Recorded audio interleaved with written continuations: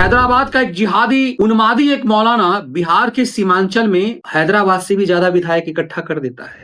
तो बम्बई अकेला शहर नहीं है, ऐसा ही कलकत्ता भी शहर है, ऐसे ही दिल्ली शहर है, मद्रास शहर है। तो ये पूरे देश के अंदर ये पूरा नाटक चल रहा है, पूरी नौटंकी चल रही है। मनीष जी ये भी गौर करिए कि इस रिपोर्ट के आने के बाद इस पर भी कोई टिप्पणी नहीं हो रही, ना कांग्रेस की तरफ से हो रही, ना समाजवादी पार्टी की तरफ से हो रही, ना आरजेडी की तरफ से हो रही। क्यों नहीं हो रही? पूरी दुनिया में इन्होंने किसी एक देश से लड़ाई जीती हो, ये आपस में लड़के जीता करते हैं। सऊदी अरब यमन से लड़ गया तो जीत गया, वो सीरिया से लीबिया लड़ गया तो जीत गया।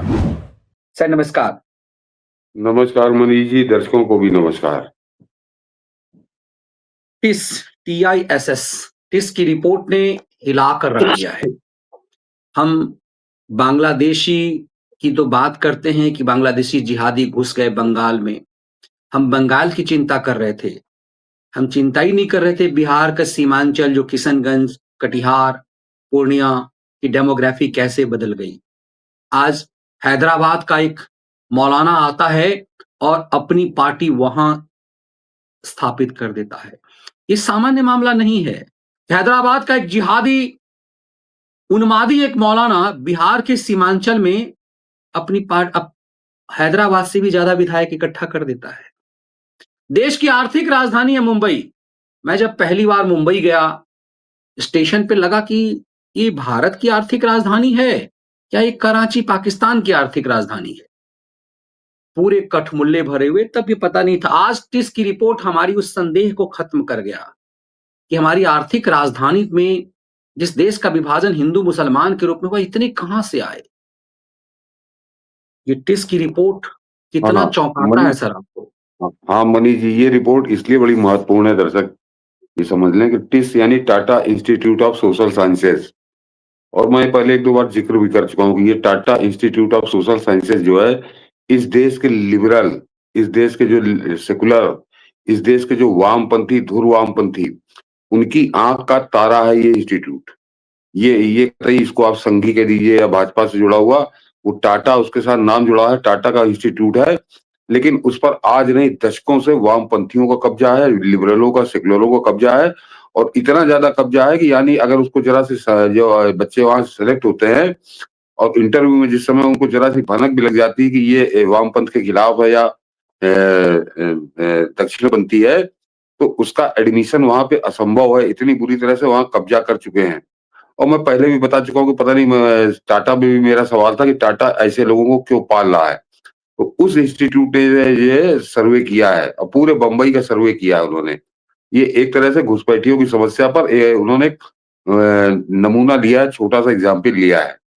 और मगर ये इतनी ईमानदार रिपोर्ट आई कि ये भी जरा समझिए कि टाटा के पास वो ठेका तो था, टाटा ने उसको करना तो शुरू किया, लेकिन टाटा ने अपने लोगों से वो सर्वे नहीं कराया। टाटा ने बंबई में रहने वाले बंगाली भाषी, जो बंगाली वहां रहते हैं, उनकी सेवाएं ली। और वो बंगाली जो थे, जितने बंगाली भाषी वहां पे उनको मुंबई में मिले, उन्होंने उन सबका सर्वे किया है, सबका सर्वे किया है। और उन्होंने अपने जो निष्कर्ष दिए तो उसमें कैसे बदलाव हो पाता, तो वो जो रिपोर्ट आई है मनीष जी, चौंकाने वाली रिपोर्ट है।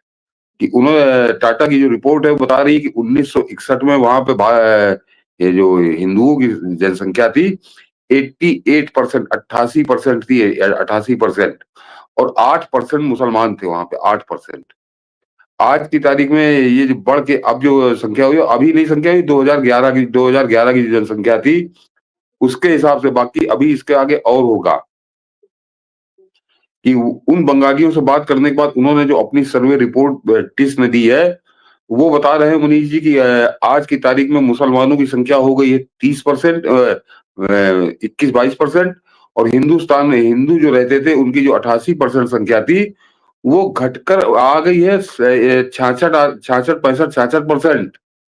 जरा सोचिए। और ये आगे आने वाले समय में बता रहे हैं कि ये अगर 2050 तक ये स्थिति चली तो ये बंबई की आबादी में मुसलमान होंगे 30-35% और हिंदू हो जाएंगे 50%, 50 से 55%, ये उन्होंने अनुमान बताया है।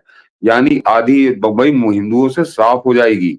तो ये एक और जो सबसे महत्वपूर्ण बात है, मैंने कहा ना ये रिपोर्ट इसलिए महत्वपूर्ण है कि वो जो बंगाली भाषी आम बंगालियों ने जो वहां पे सर्वे किया, टाटा के लिए किया, तो उन्होंने जो अपनी रिपोर्ट दी है उसमें उन्होंने बताया कि ये कोई प्रजनन दर नहीं है, कि बच्चे ज्यादा पैदा कर दिए इसलिए मुसलमानों की वहां पे संख्या बढ़ी है।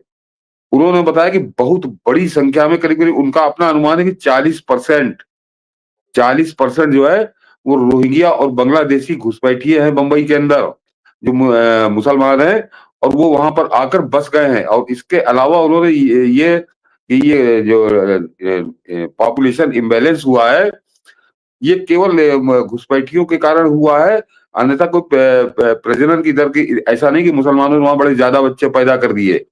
और ये स्थिति कब है बनी थी, जबकि पूरे हिंदुस्तान से लोग भागकर बंबई जाते हैं, केवल फिल्मों के लिए नहीं, वहां पे काम के लिए भी जाते हैं, क्योंकि बड़ा शहर है, काम मिलेगा, जिसके पीछे राज ठाकरे, उद्धव ठाकरे डंडे मार के लोगों को भगाते हैं। लेकिन और इस घुसपैठ का जिम्मेदार इस रिपोर्ट में वो भी जिक्र है कि इस घुसपैठ का जिम्मेदार कौन है, जो जिसने बंबई का पूरी जनसंख्या का समीकरण बदल दिए हैं। उसने लिखा कि केवल पॉलिटिकल लोग हैं, कि राजनैतिक लोगों ने इन लोगों को बसाया है अपने वोट के चक्कर में। पार्टी का नाम नहीं लिया, लेकिन उन्होंने कहा कि पॉलिटिकल जो संरक्षण मिला उसकी वजह से ये यहाँ पे जनसंख्या का इतना इम्बैलेंस हुआ है। तो ये अपने आप मनीष जी समझ लीजिए कि कितना खतरनाक खेल क्षुद्र स्वार्थ। और ये दर्शक भी इसको समझ रहे होंगे कि कम से कम घुसपैठिए और रोहिंग्या मुसलमानों को भाजपा के नेताओं ने तो नहीं बसाया होगा, भाजपा के कार्यकर्ताओं ने तो नहीं बसाया होगा, आरएसएस के कार्यकर्ताओं ने तो नहीं बताया, उनको मालूम है कि कसम खा के भी वोट नहीं देंगे। तो इन जो 40% घुसपैठिए घुस गए, इनको किसने बसाया? तो नाम भले नहीं दिया है रिपोर्ट के अंदर, या विस्तृत रिपोर्ट में हो सकता है दिया हो। इससे समझ में आता है कि इन घुसपैठियों को घुसेड़ने वाले वहां पे कौन पार्टियां सक्रिय हैं। समाजवादी, इसमें मैं शिवसेना को भी नहीं मानता, शिवसेना ने भी ये काम नहीं किया होगा। ये अभी 2019 से बौराया है उद्धव ठाकरे, बाल ठाकरे के रहते शिवसेना ऐसा कुकर ऐसी करतूत तो नहीं कर सकती थी। अब 4-5 साल में उसने जो कुछ किया हो, तो या तो कांग्रेस या समाजवादी पार्टी या एनसीपी जो शरद पवार है, जिसका बड़ा वो खास रहा है, दाऊद इब्राहिम जो पाकिस्तान में बसा है। तो ये कौन लोग इसके जिम्मेदार हैं, इसका भी बड़ा स्पष्ट संकेत ये रिपोर्ट कर रही है। तो जरा सोचिए कि ये बंबई ऐसे शहर की इन्होंने रिपोर्ट दी है, तो बंबई अकेला शहर नहीं है, ऐसा ही कलकत्ता भी शहर है, ऐसे ही दिल्ली शहर है, मद्रास शहर है। तो ये पूरे देश के अंदर ये पूरा नाटक चल रहा है, पूरी नौटंकी चल रही है, देशघाती नौटंकी चल रही है। इसको जरा आप आगे सोचिए कि ये है क्या पूरा खेल। ये पूरा खेल है जो पाकिस्तान का गजवा हिंद चलता है। पाकिस्तान ये समझ चुका सन 47 से लेकर 2025 तक, अभी जब ऑपरेशन सिंदूर में मार खाया है 2025 में, तो 47 से लेकर 2025 तक उसको कम से कम 8-10 बार भारत से लड़ा, और भारत ने उसको जुटियाया है, बहुत जूते खाया है वो। तो वो ये समझ चुका कि हम भारत से लड़कर तो जीत ही नहीं सकते, जब जब लड़ेंगे तब तब हमारी तबाही आएगी। अभी फिर वो भीख मांग रहा है। तो उसने पहले तो आतंकवाद वाला चलाया, तो प्रधानमंत्री मोदी जब 2014 में आए तो वो भी काम खत्म हो गया, अब आतंकवादी भी उन्हें घुसेड़ पा रहा है। तो उसने ये गजवा हिंद का नारा देना शुरू किया, और 2010-12 के करीब उसने बहुत तेजी से इसको देना शुरू किया। गजवा हिंद उनका यह है कि हम लाल किले पे इस्लामी झंडा फहराएंगे और भारत पर कब्जा करेंगे। तो अब वो एक जैसे कहते मारीच कह लीजिए, काल नेमी भी नहीं कह सकते, ये सांप है जहरीले, ये कैसे घुस रहे हैं। तो अब उन्होंने घुसपैठ का रास्ता अपनाया है, और इस तरह से अपनी जनसंख्या के जरिए देश की सत्ता परिवर्तन, देश पर कब्जा करने की जो पाकिस्तान की रणनीति है, अब वो पूरी तरह से उस पर काम कर रहा है, उस पर काम कर रहा है। और उसमें मददगार इस देश के राजनीतिक दल हैं, जिनके ऊपर सेकुलरिज्म का बुखार सवार है, जिनकी खोपड़ी खराब है, और वो इनको बसा रहे हैं। और ये मैं नहीं कह रहा, मनीष जी नहीं कह रहे, ये जो पूरी रिपोर्ट है टिस्की, मैं दर्शकों से कहूंगा आप लोग जरा गूगल पे ढूंढिएगा तो आपको मिल जाएगी। तो वो बता रही है कि मुस्लिम जनसंख्या बढ़ी है, उसमें 40% घुसपैठिए हैं, और उनको बसाने का, उनको उनके आधार कार्ड बनवाने का, उनके मतदाता पहचान पत्र बनवाने का कुकर्म केवल राजनीतिक दलों ने किया है। और ये मैंने इसीलिए शुरू में स्पष्ट कर दिया कि सोचिए कि भाजपा ने तो नहीं बसाया होगा, ये तो इसके लिए कोई सर्टिफिकेट की जरूरत नहीं है, ये अपने आप अनुमान आप लगा तो राजनीतिक दल हमेशा वोट के लालच में बसाते हैं। तो जानते थे भाजपा सब जानती है कि हमको तो वोट नहीं देंगे। और 2019 से पहले बाल ठाकरे के भाजपा से कभी नोक झोंक होती रहती थी, लेकिन बाल ठाकरे भी अच्छे से जानते थे कि मुसलमान शिवसेना को तो वोट नहीं देगा, शिवसेना को वोट कतई नहीं देगा। तो शिवसेना ने भी नहीं बसाया, तो किसने बसाया? किसने? वो सिर्फ कांग्रेस और समाजवादी पार्टी जो मुंबई के अंदर जिसका थोड़ा बहुत आधार है, इन लोगों ने बसाया ये। और यहाँ पे मैं बता दूं ओवैसी का नाम आता है, तो मुंबई में ओवैसी का भी कोई बड़ा आधार नहीं है। मुंबई में ओवैसी भी भिखमंगा ही है, राजनीतिक भिखमंगा है वो। अगर अलग अलग जिलों में लड़ता हो, खासकर औरंगाबाद में थोड़ा उसका वो है, बाकी वो भी उसका कोई आधार नहीं। तो एक तरह से अब बिना नाम लिए उन्होंने जो संकेत दिए हैं कि राजनीतिक लोगों ने बसाया, तो बंबई के अंदर जो बंबई की जनसंख्या बदली जा रही है, और अगर इस पर रोक ना लगी तो 2050 तक क्या स्थिति हो जाएगी? हिंदू वहां आधे रह जाएंगे, 50-55% रह जाएंगे बंबई के अंदर। तो वो उसके एक तरह से दोषी ये कांग्रेस और समाजवादी पार्टी है, जिनका कब्जा है बंबई में। ये रिपोर्ट सचमुच चौंका रहा है कि आप सोचिए यदि आपके देश की आर्थिक राजधानी पर इनका कब्जा हो गया, जिनका एजेंडा कुछ और है, तो आप कल्पना कर सकते हैं क्या होगा। हम तो ये चिंता थे कि बंगाल में है, बंगाल फतह हो जाएगी, ममता बनर्जी बंगाल से साइड हो जाएगी, तो समस्या का समाधान हो जाएगा। लेकिन मैं इसीलिए इशारा मैंने बिहार के लिए किया, सीमांचल का, उसे लोग हल्के में ले रहे हैं। लेकिन आज सबसे ज्यादा चर्चा सही मायने में महाराष्ट्र में है। और और और इनके इस गजवा हिंद के इस एजेंडे को ढके छुपे शब्दों में कौन कौन इनको मदद करता रहा, जरा ये भी समझिए कि ये मतलब ये इनकी सीधे जनसंख्या बढ़ रही रिपोर्ट थी। करीब 4 गुना बढ़ेगी मुस्लिम आबादी, कम होंगे ये हिंदू। मतलब ये नहीं कि समस्या अब समाप्त होने वाली है, समस्या आपकी बढ़ने वाली है। हाँ, ये तो लेकिन जो सर बंबई एक के लहर। बारी पारा तो कहता है कि क्या हो गया यदि मुसलमान ही बढ़ जाएंगे तो क्या हो जाएगा। पारा तो नहीं कहता है, ये पूरा गैंग जो है वो ये वो पूरा आनंद बाजार ये पत्रिका वाला चोट्टा जो एबीपी पे आता है, वो तो यही कहता है कि क्या हो गया यदि बढ़ गए तो क्या फर्क पड़ता है उससे।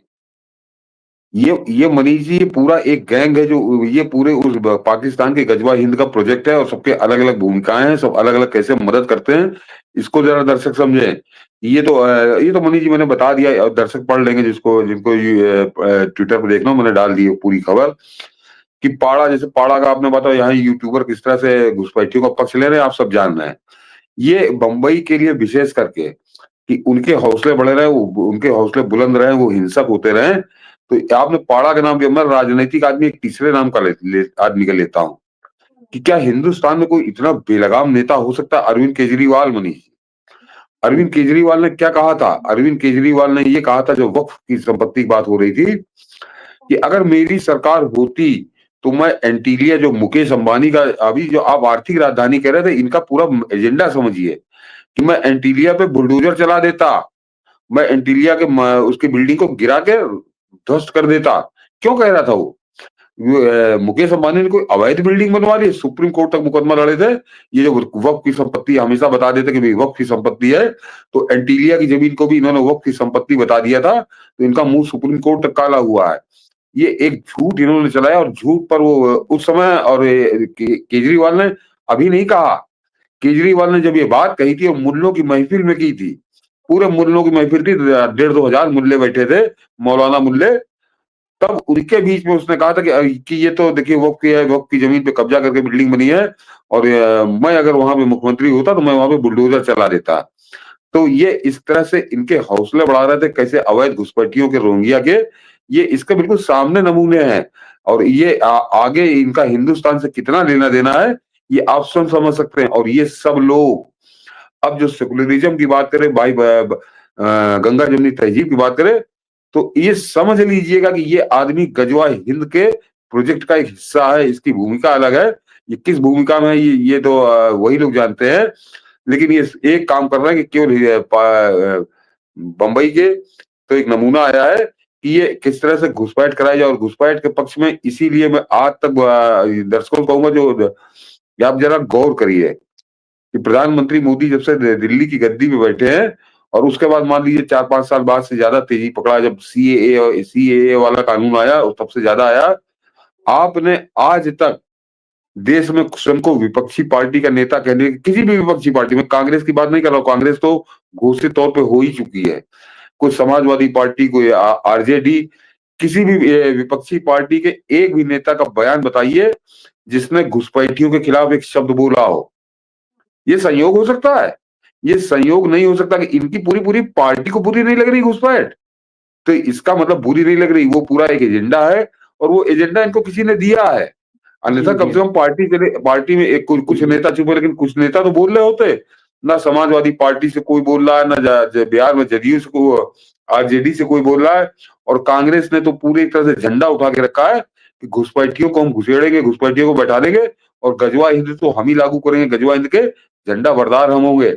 ये आने वाले भविष्य की बड़ी भयानक रूपरेखाएं तैयार कर रहे हैं और इसीलिए पूरी लोक लाज शर्म को सब किनारे रख दिया है और अब ये बेशर्मी पे उतर के कर रहे हैं और इन सबका आज की तरह से भंडाफोड़ किया है। चेहरे पर कालिख पोती है इसकी रिपोर्ट में Tata institute of social sciences. और मैंने इसीलिए शुरू में बताया कि इस टिस की रिपोर्ट को ये नहीं बता सकते कि संघियों ने बना दी, भाजपाइयों ने बना दी। टाटा का इंस्टीट्यूट जो टिस वहां पे इंस्टीट्यूट है, उसका मैंने आपको पृष्ठभूमि बताई, किसी से भी आप बात कर लें तो आपको पता चल जाएगा। और उसमें कोई गड़बड़ी भी इसलिए नहीं हो सकती क्योंकि उन्होंने अपनी रिपोर्ट में स्पष्ट किया है कि सिर्फ बंगाली भाषी जो बंबई में बंगाली रहते हैं जो पूरा पहले से, उनके जिम्मे उन्होंने पूरा सर्वे कराया है, उन्होंने किया है ताकि बातचीत में कहीं कोई संदेह ना हो। और आप अच्छे से समझिए कि वो बंगालियों से क्यों कराया गया वो सर्वे, कि हिंदुस्तान में रहने वाला जो बंगाली है उसका टोन अलग होता है और बांग्लादेश का रहने वाला जो बंगाली है उसका टोन अलग होता है और रोहिंग्या तो बिल्कुल नंगे होकर तत्काल सामने आ जाते हैं। तो बड़ी सूझबूझ से बनी है वो रिपोर्ट। और उस रिपोर्ट जरा मनीष जी ये भी गौर करिए कि इस रिपोर्ट के आने के बाद इस पर भी कोई टिप्पणी नहीं हो रही, ना कांग्रेस की तरफ से हो रही, ना समाजवादी पार्टी की तरफ से हो रही, ना आरजेडी की तरफ से हो रही। क्यों नहीं हो रही? अगर ये जब तुम सीएए के खिलाफ, हिंदुओं के खिलाफ तुम नाच रहे थे, पूरे पूरे हिंदुस्तान में तुम बवाल कर रहे थे, कहीं लखनऊ में धरना, कहीं दिल्ली में धरना, कहीं बंबई में धरना, तो अब तो ये बिल्कुल स्पष्ट आ गई, खुल के आ गई रिपोर्ट कि बंबई के अंदर इतने घुस गए हैं, तो इस पर एक शब्द नहीं बोलोगे। वहां पर तो प्रधानमंत्री मोदी एक कानून बनाकर बाकायदे विधि सम्मत तरीके से, संवैधानिक तरीके से कह रहे थे कि जो परेशान किया जा रहा है, चाहे वो पाकिस्तान में किया जा रहा हो, चाहे बांग्लादेश में किया जा रहा हो या अगल बगल और किसी देश में किया जा रहा हो, तो हम हिंदू को यहाँ पे बुलाएंगे, बसाएंगे और उसका रहने का इंतजाम करेंगे। तो उस पर इनको आग लगी थी। ये केवल कानून बना था, आया कोई नहीं था, तब तक कोई नहीं आया था। केवल कानून बना था तो इस पे इन्होंने नंग नाच किया, पूरे हिंदुस्तान में तांडव किया। लेकिन यहाँ पे ये पता चला कि ये आ गए, घुस के बैठ गए और ये बंबई की पूरी एक तरह से जनसंख्या पलटने का पूरी रणनीति पे काम कर रहे हैं। लेकिन इस पर सबकी चुप्पी है, कोई नहीं बोल रहा, ना कांग्रेस बोल रही है, ना यहाँ यूपी में, या वहां पे आइए शरद पवार नहीं बोल रहा, शरद पवार नहीं बोल रहा। तो ये पूरा एक गैंग है, ये राजनीति की नकाब में हमारे आपकी बर्बादी की कहानी लिख रहा है और इसको अगर हम आप ना समझे तो आने वाला समय बहुत भयानक होगा। बिल्कुल। और ये गजवाए हिंद का इसीलिए मैं कह रहा हूँ, सिर्फ नेता नहीं है। जब मैं आज एक मेरे मित्र हैं, एनडीटीवी में लंबे समय तक थे, आप जानते हैं अभिरंजन कुमार हैं, पुराने साथी हैं। उन्होंने आज लिखा कि जो ये शोहदे थे, अब ओहदे की, मतलब बिहार चुनाव में ओहदे के लिए अब है, जिन लोगों ने बिहार में आरजेडी को जंगल राज लाने की कोशिश की, ये खैराती पाड़ा, सनसनीबाज, इन सब के लिए ये आपस में देखा होगा ना, ये सब मैंने वीडियो विश्लेषण किया पीछे कि अब ये सब एक दूसरे के ऊपर गैंग वार कर रहे हैं, जिस तरह धुरंधर में गैंग वार था। तो हमने उनको यही लिखा कि जो कल हम लोग चर्चा कर रहे थे, 25 करोड़ पाकिस्तान में, 25 करोड़ भारत के, 25 करोड़ बांग्लादेश के, औसतन 75 करोड़, ज्यादा होंगे, ये व्यूज बैंक बन गया। तो ये ओहदे की इनको अब जरूरत नहीं है, इनको माल इतना मिल रहा है, लेकिन इस व्यूज की लड़ाई है। कुछ व्यूअर्स लिख रहे हैं कि सतीश जी डर लग रहा है, इससे हम बचेंगे कैसे? आप तो समस्या बता रहे हैं, समाधान क्या है? सतीश जी समाधान बताएंगे, मुझे लगता है जो हम ये समझने की कोशिश कर उसमें हम आएंगे। आज कोई ये कहने की हिम्मत नहीं कह सकता है कि हम कागज नहीं दिखाएंगे। आज से 4 साल पहले जो नाचते थे ना, हम कागज नहीं दिखाएंगे, हम कागज नहीं दिखाएंगे, किसी के बाप की औकात नहीं है कि जंतर मंतर पर और दिल्ली में खड़ा होकर कहे कि हम कागज नहीं दिखाएंगे। ये फर्क पड़ा है। ये फर्क क्यों पड़ा है, जो मुझे समझ में आता है, अभी हमें सतीश जी से भी लेंगे राय।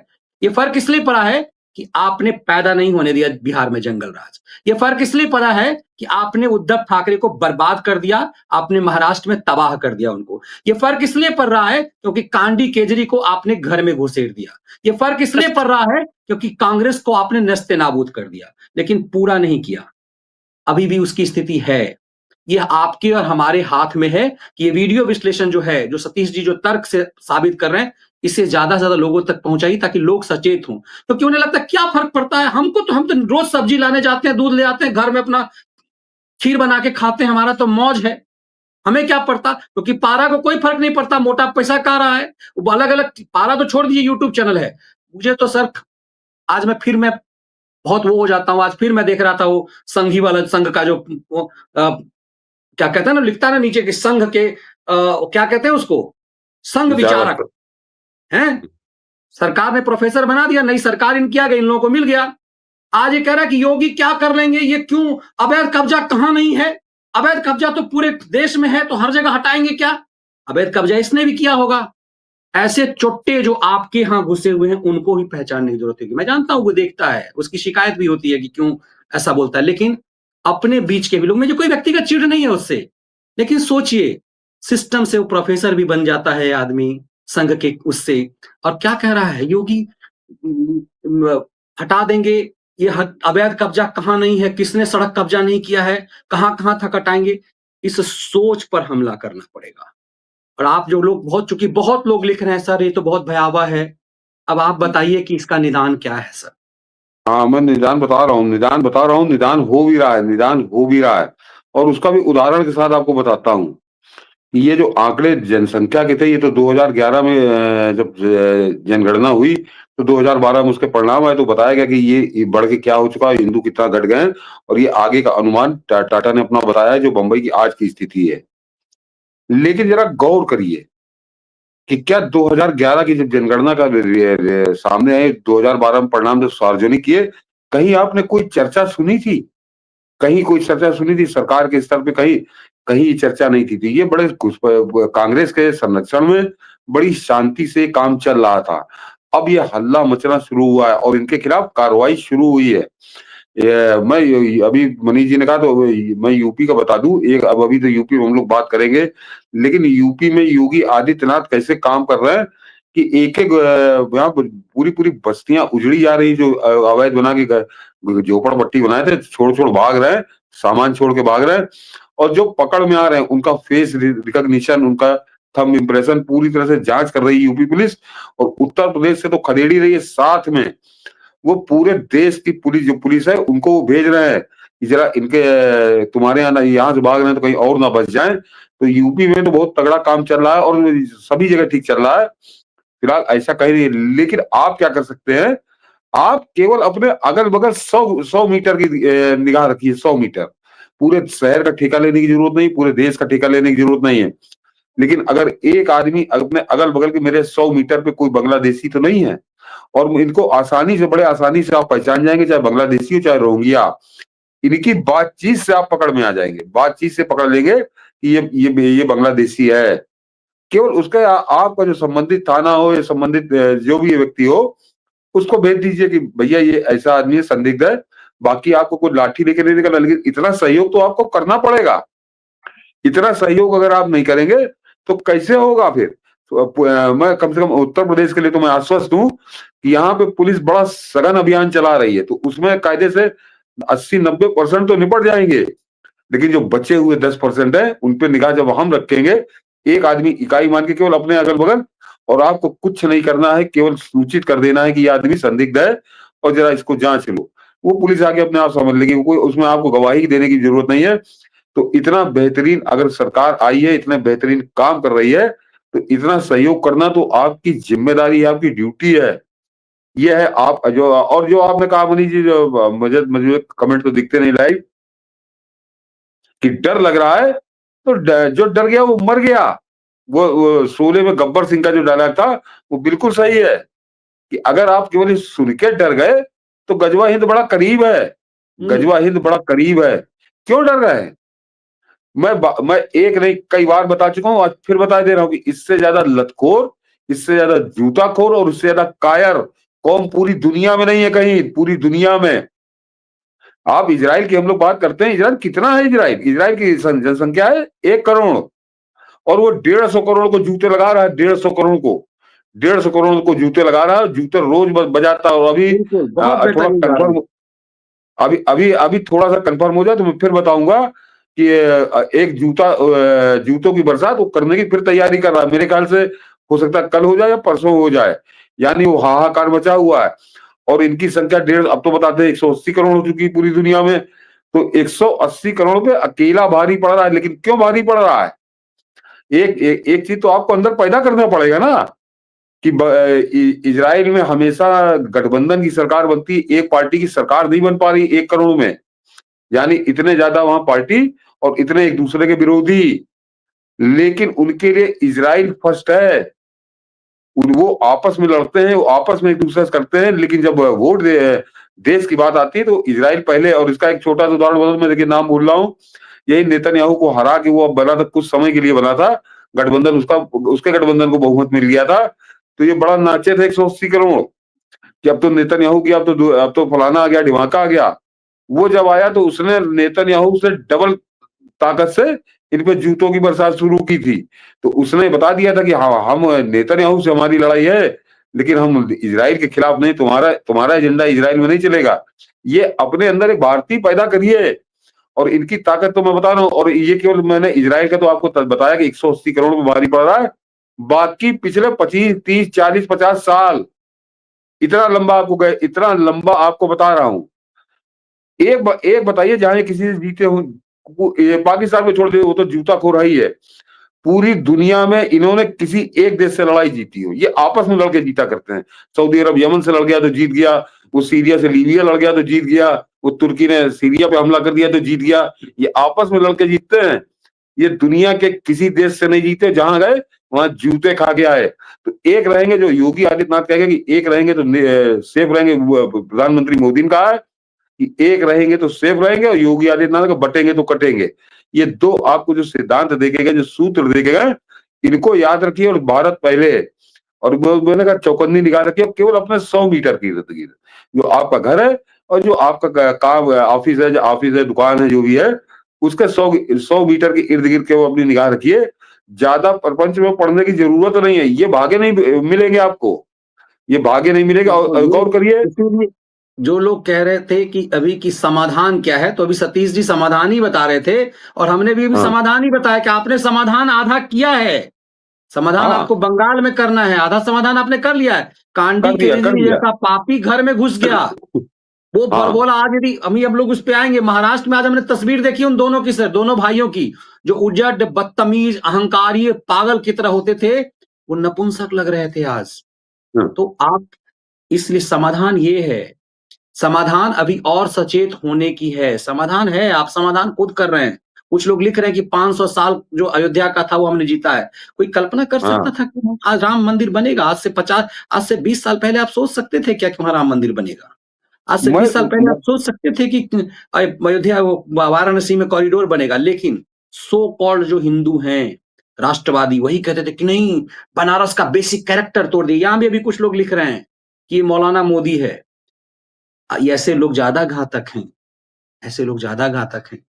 ये यही लोग हैं। अभी मैं एक आपको बताऊंगा मनीष जी, अभी क्योंकि बात चल गई है तो आज हम लोग इसी डिबेट को करते हैं कि एक जरा समझिए कि कैसे आपके रंग में रंग कर किस तरह से वो पाकिस्तान का एजेंडा चला रहे हैं। एक और उदाहरण, नाम नहीं लूंगा क्योंकि राष्ट्रवाद के नाम पे दर्शक भी जो है, क्या बोलूं, कि लगा के चंदन नंदन तिलक तिलक लगा के बड़ा भारी डिफेंस एक्सपर्ट वो बनता है और अपना हम्म यूट्यूब चैनल चलाता है। और हम्म। धुरंधर पे क्योंकि मैं बड़ी निगाह रखे हुए धुरंधर फिल्म की, तो उसका कारण कुछ और है। वो एक दिन, अभी वो धुरंधर 1000 करोड़ जिस दिन पार करेगी उस दिन मैं बताऊंगा।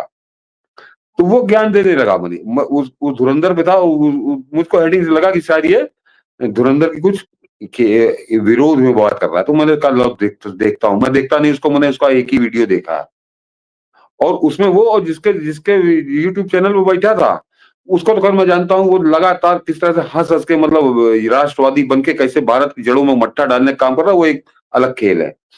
और उसमें बैठकर वो धुरंधर की खिल्ली उड़ा रहे थे और ये बता रहे थे कि पूरी पिक्चर गप है, ये पूरी पिक्चर गप है। और मैं दर्शकों से मैं बताऊं कि कि उसके यूट्यूब को, जो वीडियो मैंने देखा, उसको 3.5 लाख लोगों ने देखा। 3.5 लाख लोगों ने। क्यों? अब बता रहा हूँ उनके झूठ की धज्जी उड़ा रहा हूँ, तो देखते वो भी होंगे, वहां से देखता वो भी होगा, बना चंदन वंदन लगा के, लाल टीका लगा के। वो डिफेंस का बहुत बड़ा एक्सपर्ट है, बताता है पाकिस्तान की तो गली गली से वो परिचित है। अब बताता हूँ उसकी असलियत, कैसे एक एजेंडे के तहत, पाकिस्तानी एजेंडे के तहत वो काम कर रहे हैं राष्ट्रवाद के नकाब में। ये समझना पड़ेगा। आज जो जो लोग समाधान पूछ रहे हैं, ये मैं इसलिए आज जिक्र कर रहा हूँ, नहीं तो मैंने जिक्र नहीं किया था। आज मैं जिक्र इसलिए कर रहा हूँ। क्या उस पिक्चर में कहा कि जो लियारी पे राज करता है वो पाकिस्तान पे राज करता है, दोनों हा हा करके ऐसे हंसे पागलों की तरह, जैसे कोई बड़ा मजाक की बात कही थी, जैसे कोई बड़ी गलत बात कही थी उस पिक्चर के अंदर। अब बताता हूँ, उनको जूता मारता हूँ उनके मुंह पे, कि जो पिक्चर आदित्य धर ने बनाई है धुरंधर, वो बड़ी वेल रिसर्च पिक्चर है, बहुत जबरदस्त रिसर्च के बाद उसने बनाई। वो यूट्यूब पे बैठ के नहीं बताता कि मैं पाकिस्तान की गली गली से परिचित हूँ, वो बताया है कि कैसे। और उसका दो दो उदाहरण बताता हूँ उन्हीं से। लियारी, जिसके लिए कहा कि जो लियारी पे राज करेगा वो पाकिस्तान पे राज करेगा, उसका सबूत के साथ बता रहा हूँ। जो जुल्फिकार अली भुट्टो, जिसके जैसा लोकप्रिय नेता पाकिस्तान के इतिहास में आज तक नहीं हुआ, वो आदमी लियारी से चुनाव जीतता था। उसकी बेटी बेनजीर भुट्टो, वो लियारी से चुनाव जीतती थी। तो जो लियारी पे राज करता था वो पाकिस्तान पे राज करता था। ये जुल्फिकार अली भुट्टो और बेनजीर भुट्टो का इतिहास बताता है। तुम बैठे पागल ये यूट्यूब पे बता रहे हो कि अरे वो तो जैसे कोई बड़ा मजाक कर दी, कोई फूहड़ बात कर दी, बहुत बड़ी गलत सलत बात कर दी। और अभी इनका दोगलापन बताता हूँ मैं, एक बात चल गई तो इसलिए बोल रहा हूँ कि एक तो जो लियारी पे राज करेगा वो कराची पे राज करेगा। तो मैंने इनको दो तथ्य बताया, इनके बाप नहीं इसको काट पाएंगे। और लियारी पे राज करके भुट्टो ने पूरे पाकिस्तान पे राज किया। लियारी पे राज करके बेनजीर भुट्टो ने पूरे पाकिस्तान पे राज किया। पहले तो इसको समझिए। और इसके अलावा अब मैं आपको ऐसा एक तथ्य और बताता हूं, दर्शकों को थोड़ा कोशिश करनी पड़ेगी कि जरा पाकिस्तान के यूट्यूब चैनल देख लीजिए।